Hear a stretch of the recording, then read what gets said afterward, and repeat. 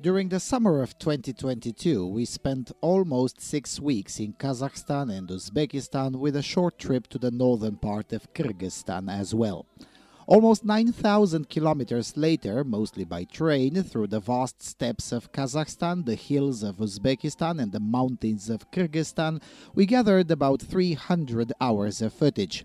On top of that, we bought a pile of books, spoke with several hundreds of people, read more than 1,000 articles, and connected for longer-term information exchange with several dozens of politically interesting people in the region. We learned, sometimes the hard way, about the dysfunctionalities of this region, but also about its strengths, its history, its struggles, and perhaps most importantly, its geopolitics.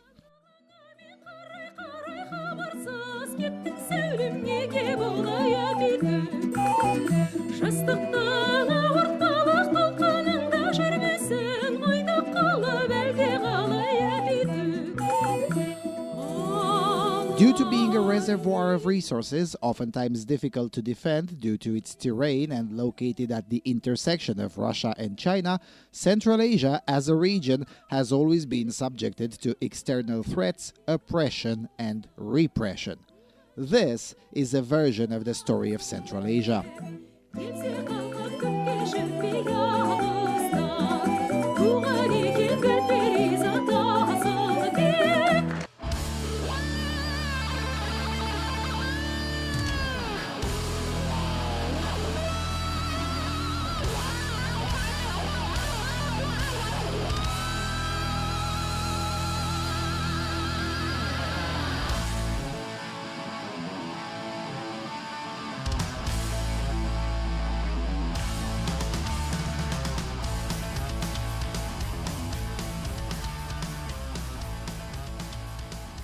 Hello everyone and welcome to the inaugural installment of the Central Asia featured series. As per custom, the first episode is about what the series is and isn't, as well as about structure. So this series will feature 17 episodes in an attempt to cover as much as possible from the vast topic that the politics of Central Asia is. So, first, what this series isn't. This series is not a touristy vlog. The fact that Uzbekistan, for instance, is also a tourist destination famous for its great food and eye-catching architecture is incidental to the fact that those same places are cities of high geopolitical importance. So, while the overlap is real, this series will focus on the political relevance of places like Samarkand, Bukhara or Cholpon Ata rather than the tourist attraction. For instance, Xi Jinping had his first state visit since 2020 in Samarkand just a few days after I videotaped these images, and precisely in this building. On November the 18th, the European Union paid for a EU Central Asia Connectivity Conference, which was held somewhere in this area of Samarkand called Registon. Anyway, this point will become self-evident by the fourth episode when the series will focus on places where tourists virtually never step foot in. 2. This series is not exhaustive. It can't be. 6 weeks is not enough to even reach all of the relevant places in the 3 countries targeted, let alone to even step foot in all of the countries that comprise this rich region. Even with the focus on politics, which shrinks the size of the topic, this series still cannot be exhaustive. But it will strive to bring the topics least discussed in English. After all, there are tons of videos promoting or discussing the tourist attractions or the energy sector. Not much, though, on the new geopolitics of the region, Kazakhstan and Uzbekistan in particular. 3. This series is not politically correct, nor is it meant to disparage. Or, in other words, the point is not to make Central Asia look good, nor to needlessly exaggerate the problems that this region is facing. To give an example, Uzbekistan abolished slavery in March 2022. With that said, for an expat, Almaty, Samarkand or Tashkent are big cities that are far safer, more affordable and offer a much higher quality of life than almost all comparatively sized cities of continental Western Europe. That's how we'll roll. Nobody's sensibilities will be spared. And finally, number 4, this series is not approving nor disapproving. Drawing on what I just said a few seconds ago, that nobody's sensibilities will be spared, no time shall be spent on clarifying obvious things. When we'll discuss otherwise controversial aspects such as Uzbekistan's Islamic geopolitics or the regime in Ashgabat or the border tensions between Kyrgyzstan and Tajikistan or a plethora of other less known but equally contentious aspects, no time shall be spent pointing out that ending slavery is a good thing or that the Kyrgyz's lingering Russophilia is far from advantageous. We trust our audience.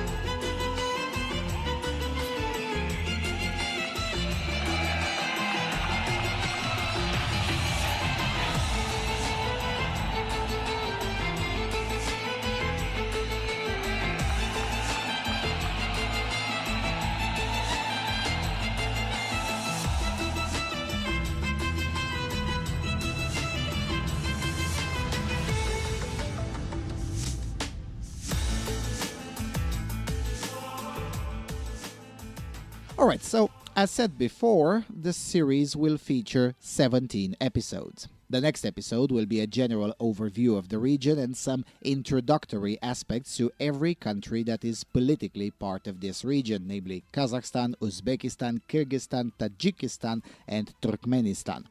After that, the series will dedicate 3 episodes per country for Kazakhstan, Uzbekistan, and Kyrgyzstan, 1 for history, 1 for geopolitics, and 1 for a topic that sets the country apart from the region: the Karlak Gulag system in Kazakhstan, the personality cult of Islam Karimov for Uzbekistan, and the functional random system of governance in the case of Kyrgyzstan.